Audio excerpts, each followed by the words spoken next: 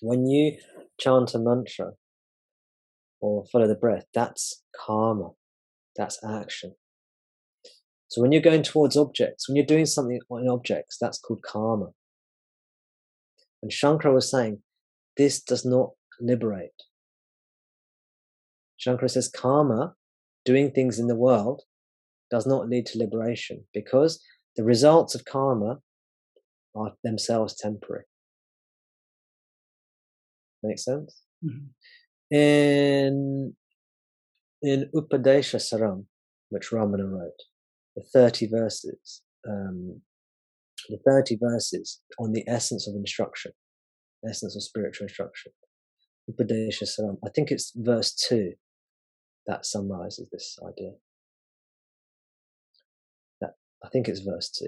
It might be. Yeah, I think it's verse 2. You can check. But basically, the idea is that actions will only lead to limit. Actions themselves are limited, and they will only lead to a limited result. No action, no limited action, can lead to something unlimited. You see, this is the logic he gives. So when you do breath control and stuff, it's karma, but it's good. It purifies the mind, which is and what Shankara points out is the best karma can do, any kind of action. The best you can do with karma is to purify the mind. It's the pure mind that can then discover what it is.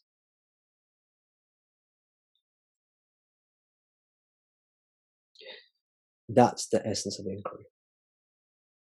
It's to discover what you are. That's why Bhagavan called it, who am I?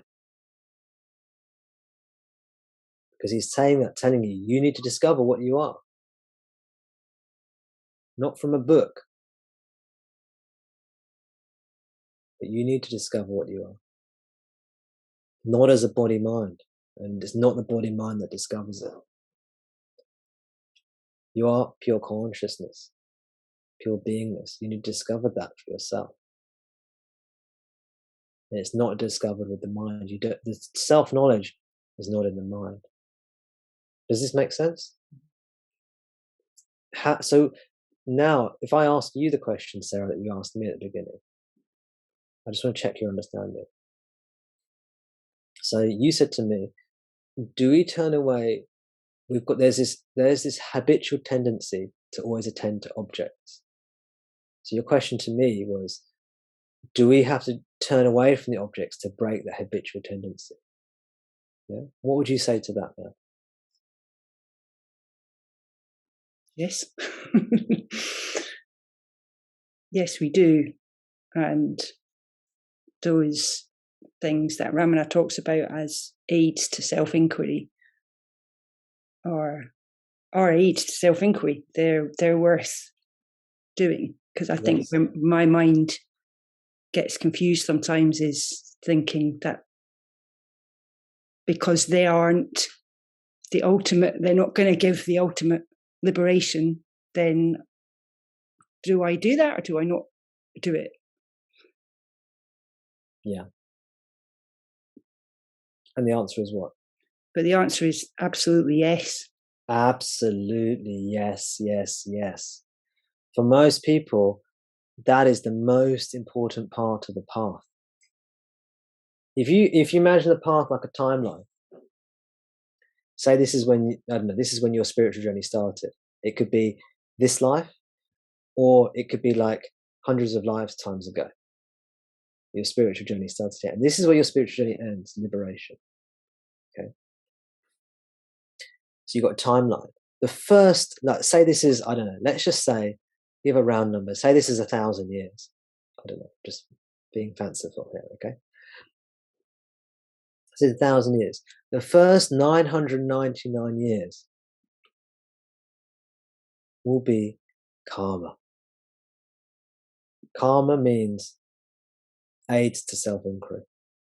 Sattvic diet, being good person, praying, guru bhakti, bhakti to God, surrender, chanting, reading scriptures, watching YouTube videos, coming to satsang, meditation, pranayama, working through all your rajas and tamas, getting rid of your rajas, getting rid of your tamas, becoming more sattvic. First 999 years. And that remaining 1 year, probably, all of the days in the year, apart from the 31st of December. 364 days, if it's not a leap year. That will also all be purification. And then on that last day, your mind is like your mind, which was once like a turbulent ocean, full of choppy waters and waves, is now like a pure, pristine lake, cleanly reflecting anything that's shown towards it. And now you turn within and you realize what you are. If you read some of Shankara's works, often at the beginning of his works, he'll say this text is for somebody who has already purified their mind, who is no longer looking towards objects. And he will list a few things. At the beginning of a lot of Advaita Vedanta texts, it says this. A classic one is a short text called Atma Bodha, which means self-knowledge. Bodha it's the same root as the word Buddha, which means to know. Or to be aware of. The word to know and to be aware of essentially has the same meaning. And to be conscious of. So Atma Bodha means self-knowledge. And at the beginning of this text, Shankara says, this text is for those people who have already totally and utterly and completely purified their minds, who are not interested in worldly pleasures anymore. This text is for them to attain liberation. So traditionally, this was only taught to people who have undergone great austerities, tapas, already. Otherwise, it leads to frustration. So these auxiliaries are very important, but they're nothing without, they're like building the fuse wire. And then self-inquiry is like the match that lights the fuse wire. And then, kaboom. You need the fuse wire. Very important. You need to lay the dynamite in the right place. You need to get that fuse wire out. But it's nothing without the flame of self-inquiry, which really is the most important. You could say it's the most important thing. They're both the most important. You need them both. These are the two wings of the teaching. The two wings because you need them both.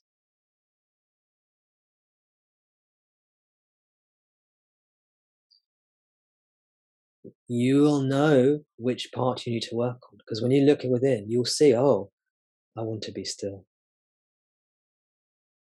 This means you're still purifying the mind. And then when the mind has reached a degree of calm and stillness, you'll say, who am I? And my sense is most people don't really want to know who they are. Most people want peace. But when you've had some peace, when you've had a lot of peace, then you start to want to know who you are. A lot of people say they want to know who they are because they've read it in the book. Or they've heard it from someone like me that says, you have to know who you are. But you don't really want to know who you are. You maybe begrudgingly do it or something. I don't know. Is this right? I don't know. Is what I'm saying true?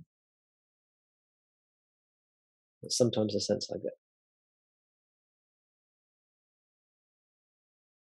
So do what's right for you.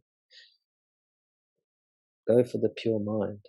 And then you can light the fuse of self-inquiry. Make sense? Yeah, that's really helpful. Thank you very much. You're welcome. It's tempting. The mind wants to jump ahead and just go to the end. My mind does, anyway. Well, it makes sense, because if someone says, I can see your hand raised, Nasima. We'll come to you next. It makes sense, because if someone says, look, self-inquiry is the way, then obviously people go, well, I want to do that then.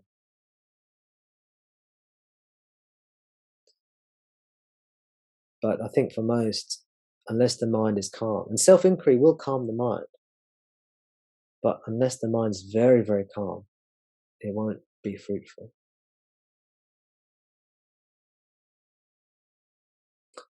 There may be some exceptions. Maybe you're one of those exceptions. Who knows? But if you look within, if you feel what is right for you, you'll see what you want to do. Do you feel like you want to become sattvic, which is pure, peaceful mind, which is calmer? Meditate. Watch the breath. Guru Bhakti. Surrender to God. Is that what you want to do in your heart? If so, do it. This means you are purification. You're doing purification, karma.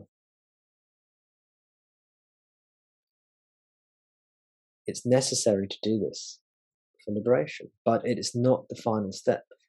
If liberation, instead of it being a timeline, if it's now like a staircase, that final step is self-inquiry, and everything else is preparation for self-inquiry.